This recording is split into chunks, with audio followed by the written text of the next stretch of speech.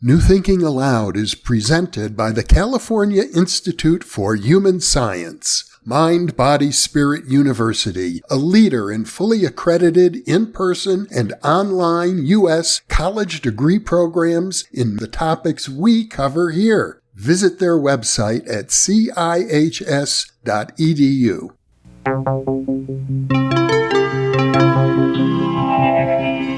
Thinking Aloud.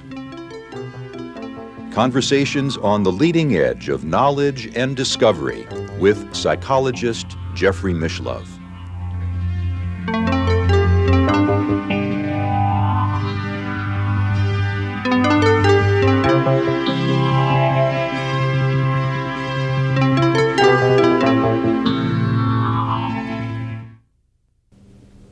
Hello and welcome. I'm Jeffrey Mishlove.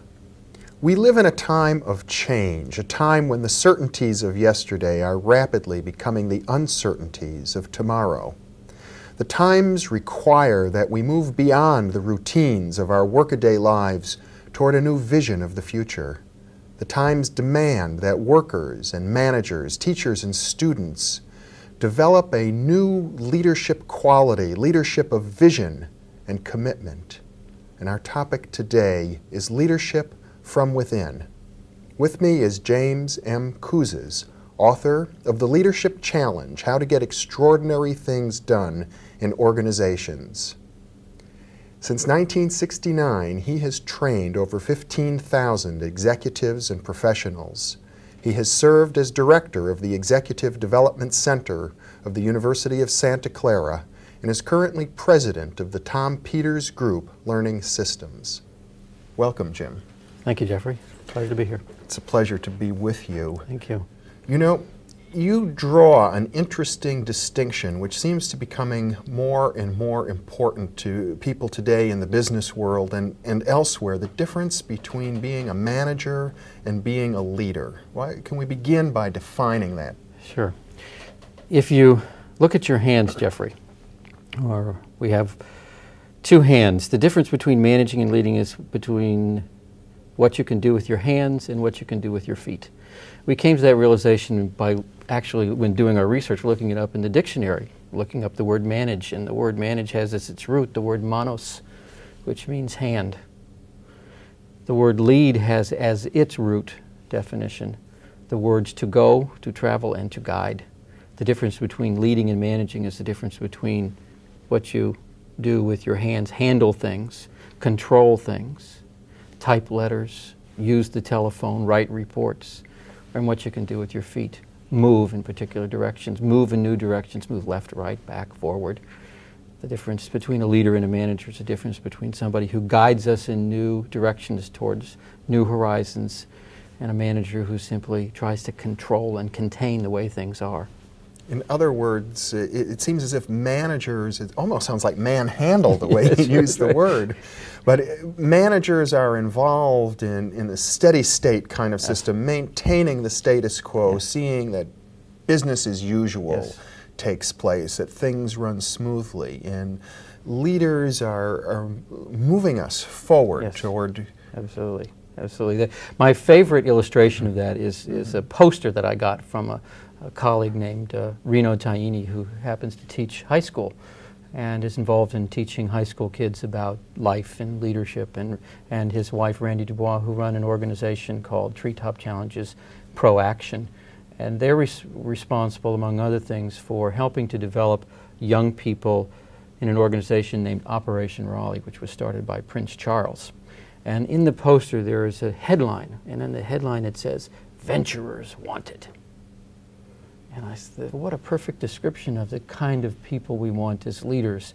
They're appealing to people between 17 and 24 to take expeditions with them to learn not only about community service, that's sort of an outward bound Peace Corps, but also to learn about leadership development as one of their goals. And that headline is followed by a photograph, and under the photograph it says, "Join the Voyage of Discovery." And that, I think, is a perfect illustration of the kinds of language that symbolizes what leaders are about. Leading, guiding, discovery, challenge, new places. I suppose it what seems to me as if there might be two forms of leadership. The really extraordinary leaders, the Martin Luther Kings, the Gandhis, who make massive changes in our way of looking at things, but there's also subtle forms of leadership, I would think, and that might involve anybody working in the kitchen, working in a schoolroom, working in business, in which one chooses to view one's work not as a routine, not as a job, but as you said, as a discovery. Yes. In the research that we've done in leadership, we intentionally avoided the Martin Luther Kings and the John F. Kennedys and the Lee Iacocca's and other people who are typically mentioned, the Margaret Thatchers, those folks who, if you were to ask, the general public might mention, and in fact ask people to think about individual experiences that they had had where they would consider themselves to have done, in their opinion, an exemplary job of leading a group of people. And in that process of thinking about their own experience, whether that person was a high school teacher or a high school principal, a college dean, or someone in the Army who wasn't a general but was a sergeant or a lieutenant, or someone who may have just been a middle manager in an organization. We asked those people to relate those experiences, and we found something very simple, that everybody has at least one story they can tell. We concluded that there's a leader within everybody, whether that person's role is school, church, community, home, or business. And of course, your book describes the commonalities of these leaders, and I find very interesting a remark that you made to me a little earlier about your investigation of Joseph Campbell's work and the hero's journey, and how the commonality amongst leaders, even people in their everyday lives, when you look at the qualities of leadership, they seem very much like the mythical journey of the hero. Absolutely. And I just made this connection the other day when we were watching the PBS program on Joseph Campbell, and it struck me, and Campbell was describing the universal myth, the vision quest. It begins with some sense of dissatisfaction, some sense that there's an opportunity out there. I'm not quite certain what it is, but I feel some internal struggle about that. And then it leads one to set off on some kind of journey to find that. And typically they meet some mentor, or some experience happens where they learn some new lessons, and they become more and more aware of their own inner strength. That typically is the story of the people that we interviewed, and that typically, I think, is the story of the new mythical hero in the world today, at least one of the new ones, the entrepreneur, the business person who is dissatisfied with large corporations and wants to set off and start up a new venture outside of the mainstream. I think there's a perfect connection between what Campbell is saying about mythology and about what we and others are discovering about leadership. Well, leaders are people of vision, people who are able to articulate a vision and enlist other people in sharing that vision, getting other people to want to help out in that vision. I suppose as opposed to managers who can kind of manipulate the rewards and punishment system to force people to comply with stated goals and objectives. Again, if you take the distinction between leading and managing, and if we take a look at the traditional way we approach the subject, traditionally managers are viewed as people who use rewards and punishments in order to control other people's behavior. So we have incentive systems established in business to offer people rewards, whether it's stock options or whether it's a salary increase or a promotional opportunity or a wonderful new assignment in a new location, something that will advance that person's career. We're looking at bonuses at the end of projects. All of those are available to business people, and we tend to rely upon them. There was a book written called The Great Management Principle not too long ago, and the Great Management Principle, the author said, was what gets rewarded gets done. Well, we questioned that notion, because in our research it wasn't the extrinsic rewards that people were valuing, it was something intrinsic, something that came from within, some sense of a dream, some sense of aspiration or goal, something that for the greater good, common good, was important, and they wanted to go for that, not just the extrinsic rewards. And in fact, many were rewarded extrinsically, but it wasn't that external reward or the avoidance of punishment that drove them, but something from within, as well as the people that they enlisted.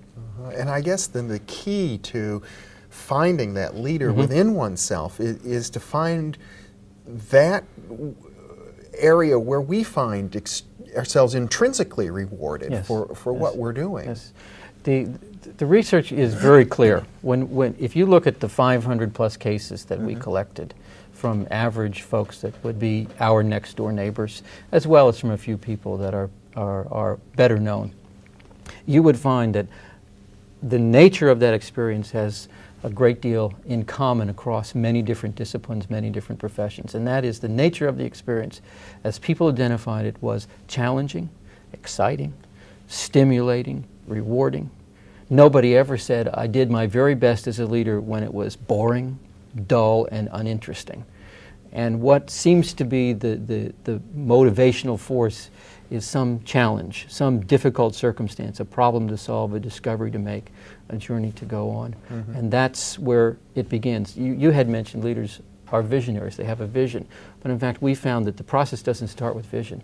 It starts with some sense of dissatisfaction, some sense that their world is not working the way it should, or their business isn't working the way, or their family, or the church, or the community.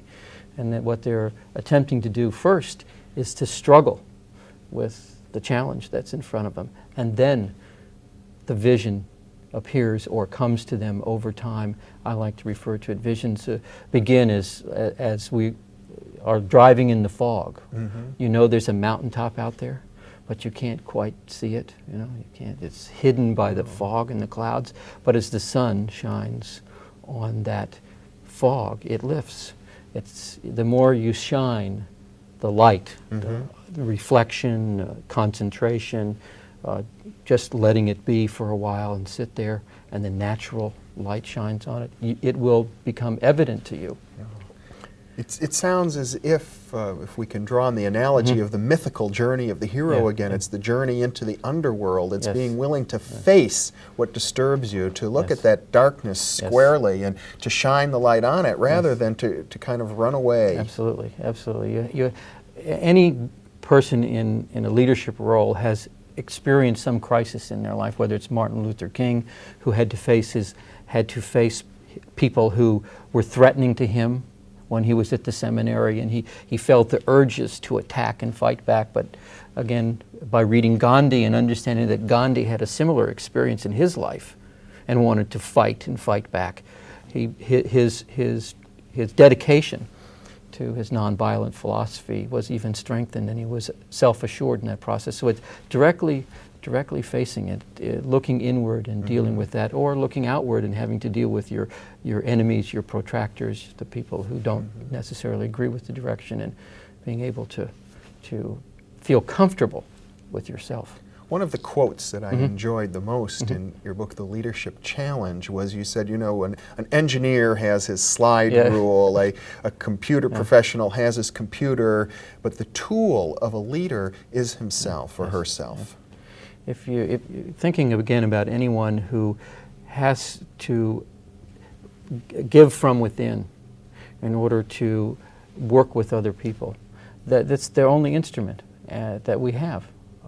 If you're a musician, you at least have some aid in the process, and that doesn't make it any less difficult to play. But in fact, all the leader has is him or herself, skills and abilities, attitudes, feelings, emotions. This is what we have. And how people see us using that has a lot to do with whether or not they'll follow us. Now, many people have no image of themselves as a leader, even though when you question them about their personal best, they'll have a story of leadership. If you ask them, are you a leader, they may say, no, not at all, not me. Well, you know, it's absolutely true that many people, if you ask them about whether they see themselves, will deny it. But in fact, if you ask other people that they've worked with, particularly during these times of personal best, they'll say, absolutely, this person demonstrated those qualities. I think it's because we've created this whole other mythology about leadership, and that's perhaps the negative side of the hero mythology, that we've created the Luke Skywalkers and the Lee Iacocca's of the world, and I can't possibly be like that without really thinking about times when they have behaved in similar ways, taken on challenges, whether it's with the local community or whether it's in the church or the school. And it angers me a bit because we end up saying, well, you can't develop leaders, we can't be better, we have to wait around till some Messiah arrives and saves us from ourselves.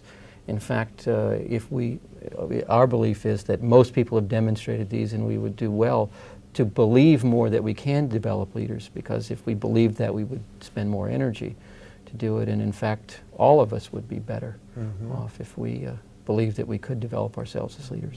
There is a delicate balance here. You know, there's the old saying, too many cooks spoil the soup. Yeah. And in many organizations, people are expected to lead, but within limits, not too much. Yeah. Well, in a recent experience we had, we set out to study 4 leaders and put them on videotape and to use them as a case example. And what we found, my colleague Tom Peters, who was involved in this, the principal investigator in this, found, as he said, I looked for 4 leaders and found 4,000. And that's the essence of our message. When everybody is leading, when everybody is saying that we're not happy with the status quo, we're continuously improving. We don't look for satisfaction in work anymore. We have a phrase, we don't go to work, we go to continuously improve. We don't want satisfied customers, we want customers who are delighted with us. We don't want satisfied employees, we want employees who love it around here. And if with that kind of attitude, we're constantly challenging ourselves to do better. And in that sense, we are leading. We have a good idea, we make a suggestion.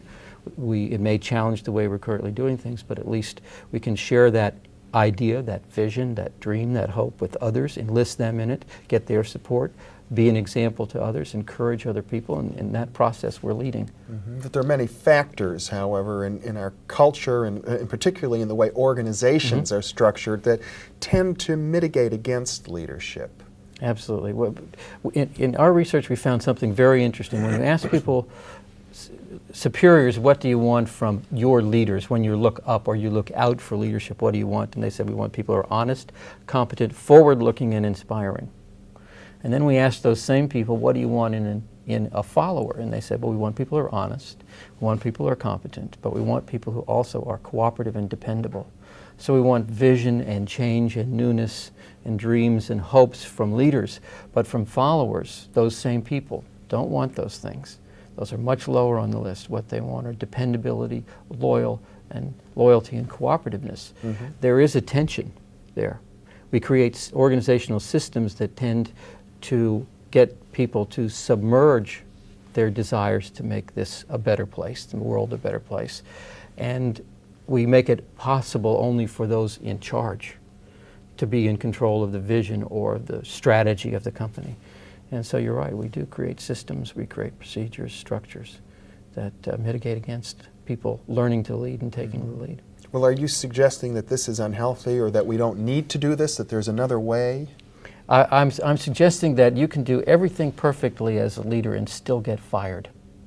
I think our view of our expectations of leaders and followers are in conflict. There's a conflict between loyalty and leadership often. And as organizations, we must be constantly vigilant, particularly in difficult times, that we listen a little bit more to people with radically different ideas, because those ideas may in fact be the ones that may help us to improve and grow and develop both as individuals and as organizations. So we must be vigilant of our tendency to want to have loyal, dependable, cooperative followers, while at the same time saying, Jeffrey, I really think you should develop your leadership skills. We need more leaders around here.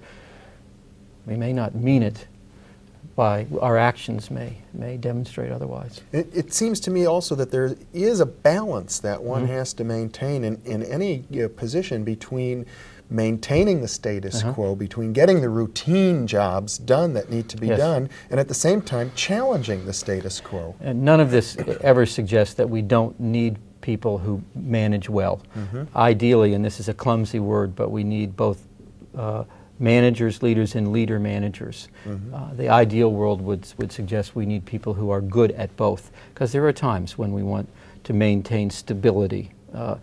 Chaos while it may be ever present around us, we also need some calm within it, some place for peace and relaxation, some time with our families, sometimes to personally relax and deal with the stress of the challenges that we're facing, a shoulder to cry on, somebody who can make sure that the rules of the game are adhered to and people aren't unethical, and we need those kinds of systems to create ease of communication, possible to get things done in an efficient manner, in a productive way. We need all of that.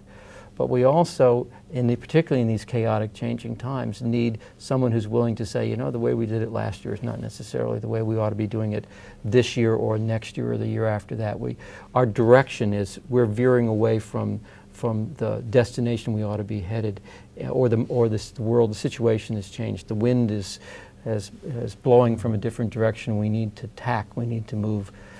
And leadership is required at those times. Mm-hmm.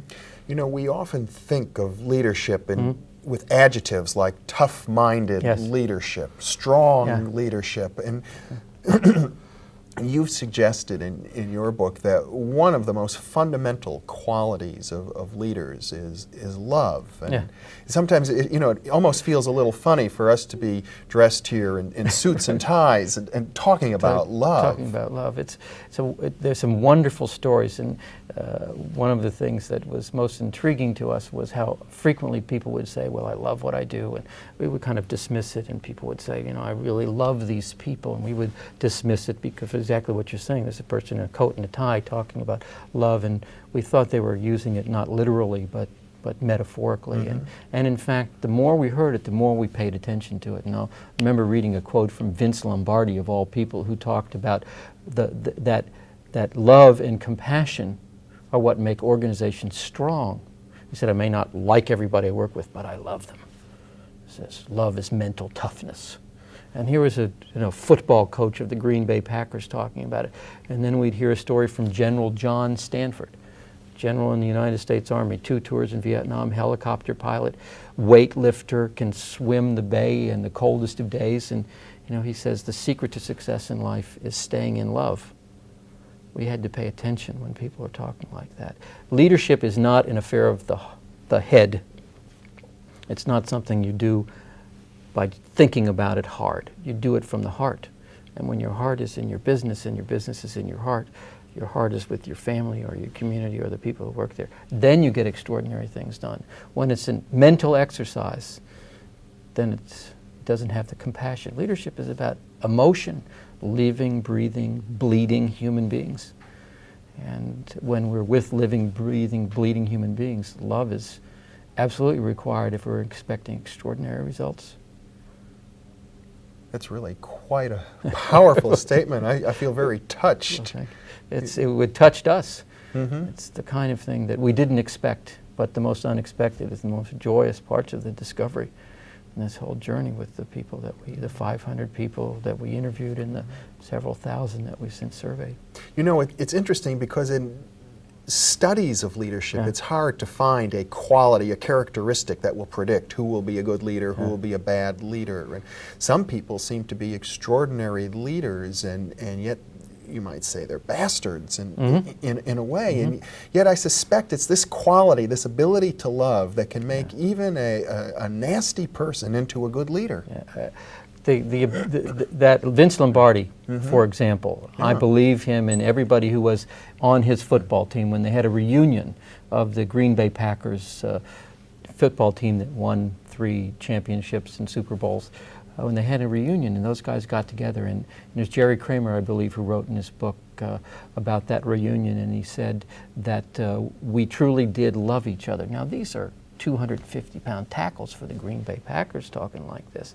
And apparently it was Vince Lombardi's capacity to be tough, to be difficult, sometimes I'm sure obstinate and taciturn and unmoving and unyielding, autocratic, but at the same time he exhibited a caring for his players that other coaches couldn't have come through that toughness. Perhaps another word to use might be passion. Yes, here. absolutely, passion. And what we found that in our studies is that followers expect that. Followers, I often ask people we talk to, what's the best way to get somebody to smile? How would you answer that question? To smile. To smile at them. Yeah. If you, we often say, we have to light a fire under these people. We've got to ignite, fire in the belly, that's what's important. In Texas, where I spent some time, they had a saying. They used to say, you can't light a fire with a wet match. Well, if the person is a wet match, how are you going to get the person to smile? How are you going to let a fire under them? Leaders have to exhibit the passion they feel. That's why it's so important to go through that inner journey, to find what it is at your core that you believe strongly in, and exhibit that to other people. That it's infectious, and that infectious enthusiasm, energy, and passion will enlist other people, attract them to you. And my sense is that we all have that leader within us. We all have that passionate spark that can ignite others, but that sometimes we cover it up. Sometimes we're a little bit stingy in sharing ourselves. We suppress it often. And in our culture, at least in the business culture, it's not appropriate to express it often in business. That's why many people who feel passionately about what they're doing often leave, or only survive in cultures where it's encouraged to be enthusiastic about what you're doing and to try to get other people sold on the idea and have them feel equally with you. But we all remember, as a kid or in school, what are you told to do? If you want to jump up and you want to show your enthusiasm, and that's out of place in a quiet classroom environment. We're constantly having people tell us to be quiet. I often say that some managers must have gone to the librarian school for leadership. Shh, people are trying to work around here. You have to keep quiet. Well, no offense to librarians, but yet the message is the wrong message. We want, if it's true that when people do their best, they're challenged, excited, enthusiastic, then the last thing as a leader you want to do is not exhibit yourself or get other people to exhibit enthusiasm and passion for what you're about. And in other words, it would seem as if the heart of leadership is one's ability to just put oneself out there, to express oneself, to show one's commitment. Absolutely. The leading by example is still the best way to lead. If you strongly believe in something, being an example for what you stand for. But also, I don't want to minimize the importance of leaders understanding their constituents, because at the same time as you're expressing your own passion, your own energy, your own sense of the unique and distinctive image you want to reach for the future, you also have to understand what other people want and expect. Jim Kouzes, we're out of time now, but it's been such a pleasure. Half hour went very quickly, Jeffrey. Sharing your passion for leadership. Thanks so much. You're welcome. Thank you, Jeffrey. For being with me. And thank you for being with us.